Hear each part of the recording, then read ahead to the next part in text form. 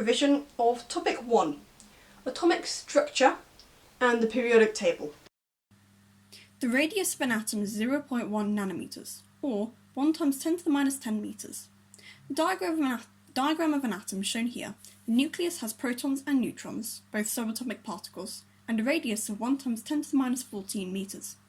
Because protons are positive and neutrons are, well, neutral, most of the mass is in the nucleus. In the shells around the nucleus are electrons, negatively charged and nearly no mass in an atom. Note that the overall charge is neutral because there are the same number of protons and electrons, except when they're in an ion, in which case there are either more or less electrons than protons, resulting in an overall charge. Atomic number shows the number of protons, and thus electrons. The mass number shows the number of neutrons plus protons.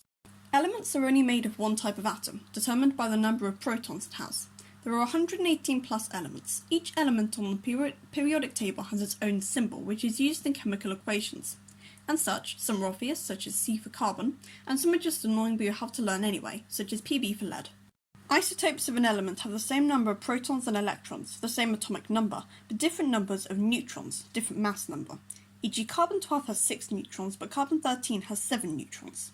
Because of this, relative atomic mass is used when referring to the element, which is the average isotope found in the world. There is a formula for this shown here, but they are all worked out on the periodic table to memorize. Elements most frequently react to form compounds, 2 plus elements in chemical bonds with each other.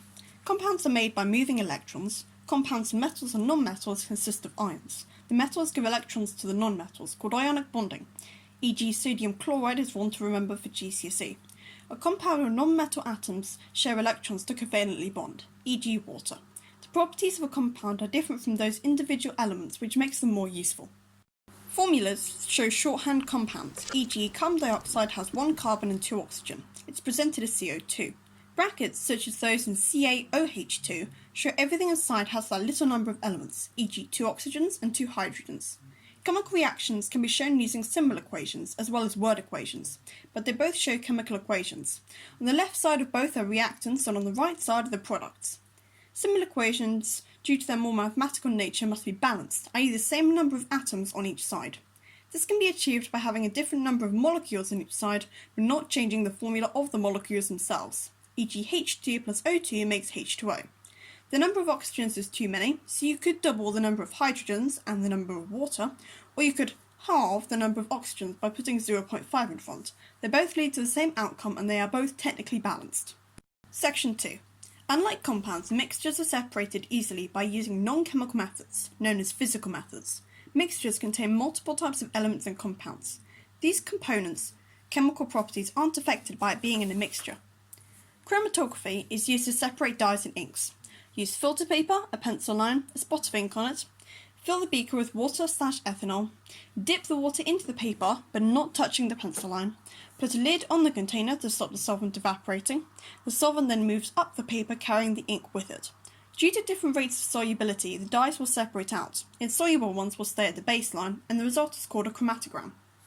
Filtration and crystallization are needed for practicals in GCSE chemistry. They separate insoluble solids from liquids, and then dissolve solids from liquids. Filtration specifically can also be used for purification. The second stage can happen by evaporation, using a Bunsen burner, or by crystallization, using the sun, but they both achieve the same end by separating the salt crystals from the liquid. In the case of using crystallization, the final crystals are bigger. In the practical, you need to grind the rock salt down and dissolve it in water, filter the sand out, and then evaporate the liquid to get the salt crystals. Distillation is used to separate liquids from a solution when it is heated. The lowest boiling point evaporates first and is cooled into a different container. The remains stay in the flask. This can be used to evaporate pure water from seawater. Normal distillation only works with very different boiling points. Otherwise, fractional distillation is used. This is very similar to distillation, but it has a fractionating column to ensure that only the correct vapour for that temperature reaches the condensing chamber. This can be done multiple times to separate the mixture out, e.g. in crude oil. The model of the atom has changed multiple times. John Dalton in the 1800s thought solid spheres. Then in 1897, J.J. Thomson said the pudding model, electrons in a positive mass. In 1909, Rutherford fired positive alpha particles at a sheet of gold foil to prove the mass must be concentrated in the centre. Too many were deflected for it to be otherwise. The nuclear model of the atom has a nucleus and electrons in a large space around the dense centre. Bohr added to this that electrons must be held in place by shells which they sit on. This was supported by many other observations at the time. Finally, 20 years later, the model was complete with James Chadwick proving the theory of neutrons and protons in the nucleus. Electronic structure, i.e. the shells, are always filled smallest first. The first around the nucleus can hold 2, all of those above can hold 8. When an atom has a full shell, it is much less reactive, like the noble gases. The electronic structure, or the distribution of electrons, can be figured out for the first 20 elements from these rules, i.e. e.g. nitrogen is 2, 5. Development of the periodic table began in 1900. Before this, elements were arranged by atomic mass. It was only when relative atomic mass came about that a pattern was noticed, so elements began to arrange into periods. Some elements were placed in the wrong groups because their properties were not taken into account of. Mendeleev made the largest breakthrough in this field when he came up with the periodic table of elements in 1869. He left gaps in the table and predicted the properties of undiscovered elements, which turned out to be correct. This was mainly because he also categorized elements by their properties, sometimes over their mass, which, considering what we know today about isotopes, is correct. The modern periodic table contains all known 118 plus elements, organized into properties by atomic number. The left-hand side are metals and the right-hand side are nonmetals. Similar property elements are put into vertical groups of elements with the same number of outer shell electrons, e.g. group 1 always has 1 electron, and group 8/0 has a full outer shell. This makes all elements in the same group react in similar ways. Furthermore, reactivity either increases or decreases as the groups go down. The rows are called periods, which are grouped by the number of shells they have. More on this will be covered later in the video. Metals and nonmetals make up the two different sides of the periodic table, as we have already discussed. Metals form positive ions, as they're mainly in groups 1, 2 and 3, whereas nonmetals form negative ions, and they're mainly in groups 4 to 8. Most atoms react to form a full outer shell and to become more stable by ionic or covalent reactions. Metals lose electrons to form positive ions, and they do this very easily as the nuclear force in large metals is very weak to the outer electron, whereas nonmetals must form negative ions by gaining electrons or sharing them, which is easier because small atoms have a higher nuclear force to keep the electrons attached. All metals bond in the same way, so they're strong, malleable, great conductors and have high boiling points. Nonmetals are the opposite, their properties being dull, brittle, low boiling points, being non-conductive, and they also have lower density. The transition metals are those between groups 2 and 3, and the most used in our everyday lives, e.g. iron, copper, gold, silver, platinum, etc. They are mostly dense, strong, shiny, and good at conducting. Some can also have more than one ion, e.g. copper 2 versus copper 3. They and their common compounds are very colourful, e.g. potassium chromate is yellow, and they are frequently good catalysts, e.g. nickel and iron are both used in important industrial processes, e.g. the Haber process for making ammonia. Group 1 elements, in contrast, make only 1 plus ions. They are extremely reactive and very soft, if you can ever get them on their own. They are lithium, sodium, potassium, rubidium, cesium, and francium.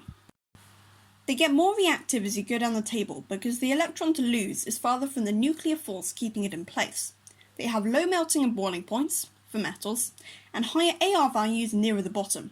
They most frequently form ionic compounds with nonmetals to form white solids and when dissolved in water, colourless solutions, e.g. lithium chloride. They also react with water vigorously, more so lower down the group, to produce hydrogen gas and metal hydroxides. Similar reactions with chlorine make metal chloride salts like sodium chloride, table salt. Reactions with oxygen also happen, creating different oxides depending on the metal, e.g. sodium makes an oxide Na2O and a peroxide Na2O2. They are much more reactive than the transition metals and less dense, strong or hard. They have lower melting points, e.g. manganese's boiling point is 2000 degrees Celsius, but sodium's is 98 degrees Celsius. Group 7 elements are nonmetals called the halogens, and they all have very colourful gases. Fluorine is yellow, chlorine is a dense green, bromine is a red/brown, and it is a liquid. Iodine has purple vapour. They all exist as gases in pairs, i.e. they're diatomical, e.g. fluorine gas is F2. As you go down the group, the elements get less reactive because the electron needed to gain is further away from the nuclear force. They get higher boiling points and higher relative ARs.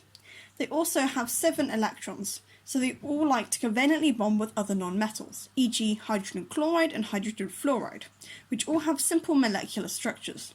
They also form ionic bonds with metals, forming 1- ions and forming ionic structures. More reactive halogens will also displace less reactive ones frequently in salts, e.g. chlorine will replace bromine in an aqueous salt of its own. This can be shown in a displacement reaction. Equation. Group 0 or 8 elements are called noble gases, and they are the least reactive elements due to their full outer shells, meaning they don't need to lose or gain or share any electrons. They all exist as monatomic gases, i.e. instead of diatomic H2, they come on their own. They are colourless and they won't set alight. As you go down the group, boiling point increases due to an increase in AR. Although a small point, this can be examined on. It's attached down below. Thanks for watching. Remember to like, subscribe and comment your questions down below. Happy revising.